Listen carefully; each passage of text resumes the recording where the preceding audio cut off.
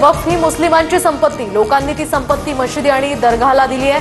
आमची जमीन सरकारला हडप करायची आहे, तर अबू आझमींचा आरोप.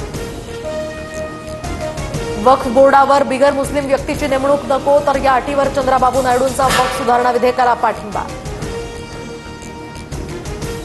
ठाकरेंची शिवसेना वक्फ बोर्ड विधेयकाच्या विरोधात मतदान करणार, सूत्रांची माहिती. तर राऊतांच्या पत्रकार परिषदेनंतर शिवसेनेचा सस्पेन्स वाढला. वक्फ सुधारणा विधेयकाला ठाकरेंनी समर्थन द्यावं, ठाकरे विरोधात गेले तर राहिलेले कार्यकर्ते सुद्धा त्यांना सोडतील, चंद्रशेखर बावनकुळेंची टीका.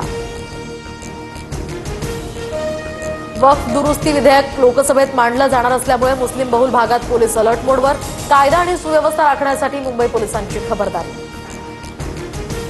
अंजली दमानी यांच्या प्रश्नावर पंकजा मुंडेंनी बोलणं टाळलं. धनंजय मुंडे पंकजा मुंडेंच्या फाईल्स घेऊन माझ्याकडे आले होते, दमानी यांचा गौप्यस्फोट. नाशिकमधील सातपीर दर्ग्याला महापालिकेची नोटीस, तर 15 दिवसात अतिक्रमण न काढल्यास कारवाईचा इशारा. धार्मिक स्थळं अनधिकृत असल्याचा नोटीसमध्ये उल्लेख.